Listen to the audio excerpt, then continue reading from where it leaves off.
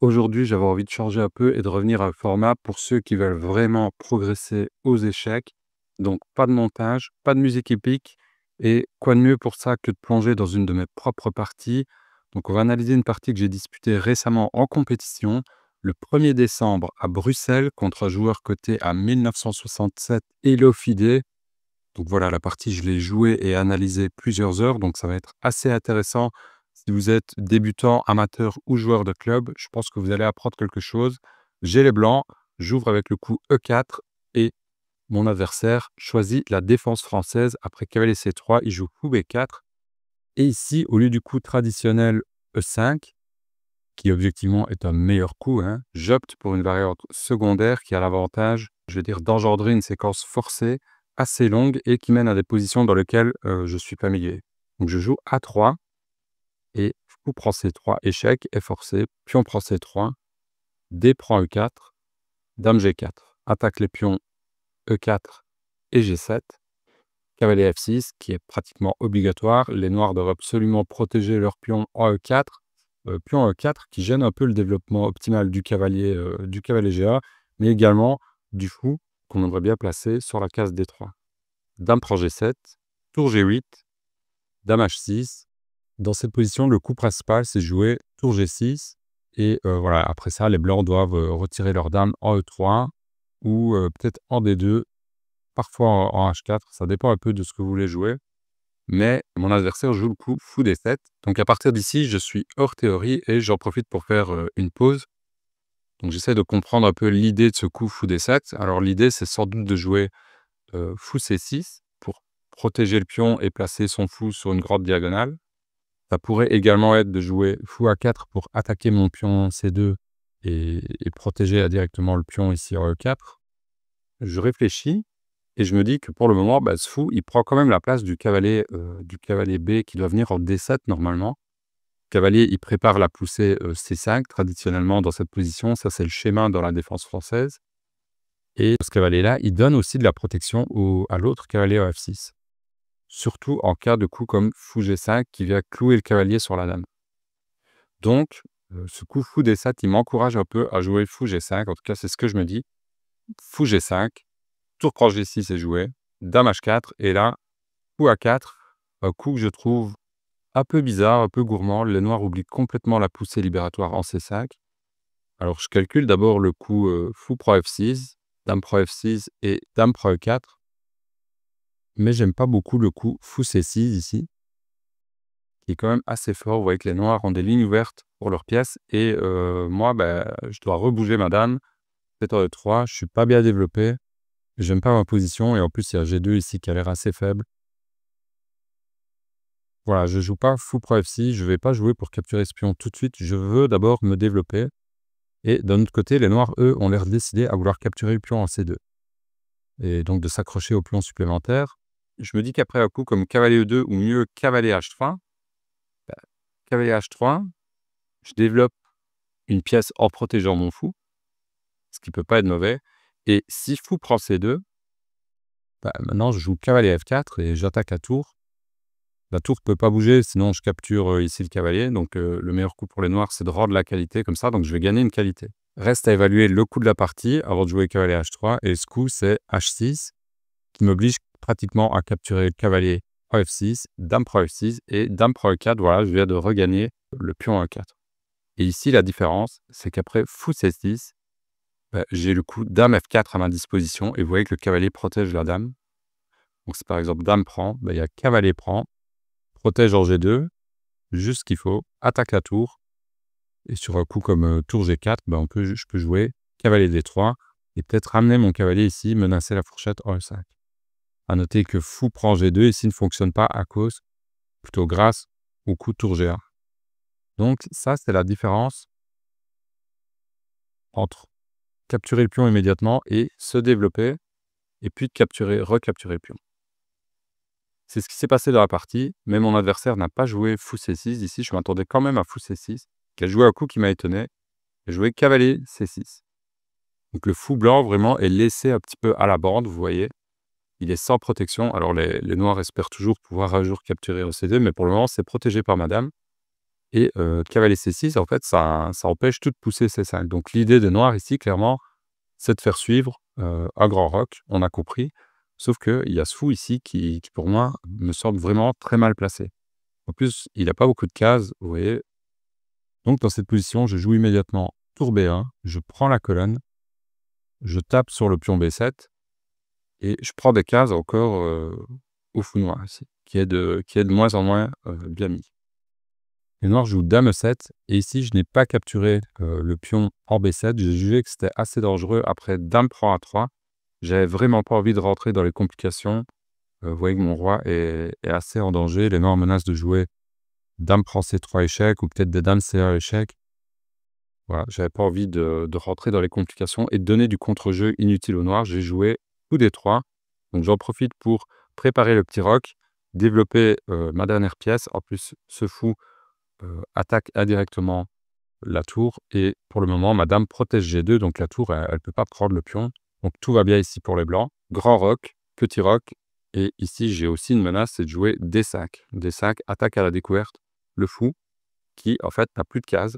Par exemple, si tour G8, bah, des coups comme cavalier F4 ou même G3 ou même les 2 sont possibles pour se défendre. Donc tout est OK ici, comme je vous le disais, alors que le fou en A4 a l'air vraiment de plus en plus, inutile. Les noirs jouent F5. Ça, c'est un coup qui a pour but d'éloigner, ma dame, qui est attaquée donc, et de chasser la menace, d'écarter la menace D5. Dans ma tête, ce coup, il était positionnellement décisif en ma faveur parce que les noirs se créent vraiment une faiblesse ici sur la case F6. On a une faiblesse qui est toute trouvée, le pion E6 est maintenant arriéré. Dame F3, après réflexion, je préfère garder la dame sur cette diagonale plutôt que d'aller sur la case E3. Pourquoi? Bah, d'une part, E5, le coup E5 est absolument interdit à cause de fou prend F5, échec qui gagne immédiatement. Et d'autre part, en gardant ma dame sur la case F3, je continue à protéger G2, mais surtout, je continue à menacer, dame prend B7 échec, c'est-à-dire que le cavalier ici en C6 n'a vraiment pas beaucoup de possibilités. Vous pouvez effectivement aller en A5, mais on ne voit pas trop ce qu'il va faire là. Vous pouvez aller en D8, mais il ne peut jamais soutenir, par exemple, une poussée ici, recapturer, sinon il y a dame prend B7 échec immédiatement. Donc le cavalier C6, il a vraiment peu d'options parce que la menace dame prend B7 échec, elle plane toujours en arrière-plan. Tour DG8, coup auquel je m'attendais vraiment, et cavalier F4 que je gardais calmement pour le moment venu, et le moment venu, ben, il est là. On protège G2, on attaque la tour et on attaque le pion faible aussi. Tour G5, alors tour G4 était possible, même si G3 avait l'air vraiment super solide. Alors il faut faire attention, parfois il y a des coups comme tour prend cavalier, vu que le pion ici, le pion est cloué, le pion en G3 est cloué. Mais pour le moment, il y a la dame, donc il n'y a vraiment aucun problème à jouer G3 ici. Les blancs ont une position nettement supérieure. Le pion est toujours très faible. Ici, en E6, il va tomber. Le fou est assez faible également. Dans la partie, tour G5 a été joué et j'en ai profité pour amener ma dernière tour, tour FE1, et taper sur la faiblesse. Donc dans cette position, pour moi, les noirs sont positionnellement perdus. Dame prend A3. Alors, les noirs se ruent sur ce pion et faut quand même faire attention. Ils menacent de jouer dame prend C3. Par exemple, si vous jouez naïvement tour A1 pour attaquer, voilà, dame prend C3 et vous ne pouvez pas jouer tour prend fou à cause de dame prend E1, échec. Mais surtout, vous avez perdu le pion C3 et vous allez sûrement perdre ici le pion en D4, donc le centre. Vous laissez beaucoup de contre-jeu. Les noirs reviennent vraiment dans la partie si vous jouez ça. Donc il n'était pas question pour moi de jouer tour A1 et de laisser ce pion ici sans protection. Donc j'ai joué fou C4 et ce coup est le plus fort parce qu'il attaque le pion E6 et il le cloue d'ailleurs, vu que la tour est en G8 derrière, tout en protégeant ici le pion C3 par l'action de la dame. Donc on maintient le centre et vraiment on se demande ce que la dame et le fou font sur la colonne A là-bas. Cavalier D8, donc voilà, on voit que le cavalier essaye de protéger E6, mais il protège aussi B7, donc il est surchargé. Fou prend E6, échec, et attaque la tour, donc cavalier prend fou, dame prend B7, échec intermédiaire. Avant de recapturer ici la pièce, on en profite pour déroquer le roi noir. Il va vraiment se retrouver au centre de l'échiquier. Tour prend E6, tour prend G2, échec. Alors, un coup que j'avais vu venir, en fait, c'est le meilleur coup. Cavalier prend G2. qui, c'est vrai, abandonne la tour roi E6 après roi prend E6. Mais là, il y a dame prend C7. Vous voyez que le roi noir a vraiment beaucoup de soucis à se faire. Il est quasiment dans un réseau de maths. Fou prend C2 est joué. Et en fait, les blancs sont complètement gagnantes. La position, elle est écrasante, mais un peu délicate à jouer en Zeitno.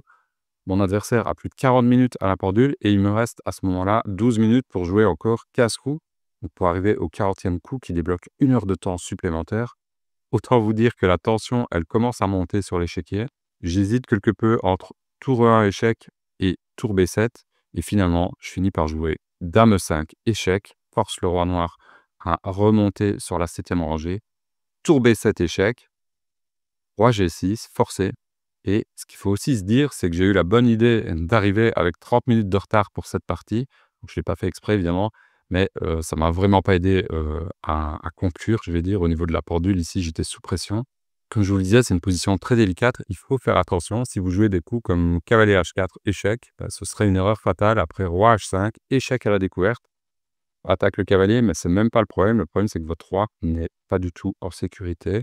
Et surtout, les noirs menacent de jouer dame C1 échec maintenant. Même si vous protégez avec le cavalier ou vous rendez la dame, il y a des coups comme dame C1 qui arrivent. Mettons roi F1, dame C1 échec, et vous allez vous faire mater avec les blancs. Voilà, dame échec, roi bouge, dame échec, et tour G4, échec et mat. Donc, il faut faire attention, il faut calculer précisément, et comme je vous le disais, il ne me restait pas beaucoup de temps. Je finis quand même par trouver cavalier F4, échec, roi G5, forcé de nouveau. Et ici, je pense qu'il me restait 6 ou 7 minutes, quelque chose comme ça, je ne saurais plus vous dire exactement. Je commence à stresser un peu parce que je constate que cavalier E6 échec ne marche pas du tout. Et roi H4 échec à découverte. Même si je peux bloquer ici avec la tour ou le cavalier, je vais me prendre des coups comme dame C1 échec et mon roi, en fait, mon roi risque de se faire mater, à moins de rendre du matériel. Donc, j'ai pas envie de rendre l'initiative comme ça. Il faut que je trouve la suite gagnante. Je me dis que cavalier H3 ici n'est pas clair. De nouveau, roi H4 échec, ça semble pas suffisant. Pareil pour des coups comme H4, ça me semblait assez fort, mais pas parfaitement clair non plus pendant la partie. Après roi prend échec, roi, j'ai le coup roi H2, donc ça c'est l'idée. Mais je me prends quand même des coups comme dame CA, avec la menace dame GA, échec et mat. Donc là, il faut que je mate, il faut que je trouve le mat. Sûrement que dame F6 mat, mais j'arrivais pas à calculer ce qui se passait avec précision après des coups comme tour là. Surtout que la dame est ici, menace de prendre, pardon, le cavalier ici. Bref, c'était pas clair de calculer tout ça en si peu de temps. Et là, je finis par voir le coup. Je décide de jouer tour G7, échec, c'est le meilleur coup. Force, tour prend G7, dame prend G7, roi prend cavalier. Alors là, on se dit, mais qu'est-ce qu'il fait? D'ailleurs, il y avait des spectateurs autour de la partie, c'était un peu stressant. On se dit, qu'est-ce qu'il fait? Il vient de rendre son cavalier. En fait, l'idée initiale ici, c'est de jouer dame G3 échec. Et de manière générale, quand vous êtes dans une position très tactique, comme ici, où chasser un roi, vous devez toujours rechercher des suites complètement forcées. Comme je l'ai fait dans la séquence. Pourquoi? Parce que l'adversaire, il a moins d'options à sa disposition. Et donc, moins il a d'options, s'il a à chaque fois une seule option, par exemple, vous pouvez calculer très loin des séquences forcées. Donc, après hésitation et moins de 4 minutes à la pendule, j'ai finalement laissé une dernière chance à mon adversaire ici. J'ai joué dame E5, échec.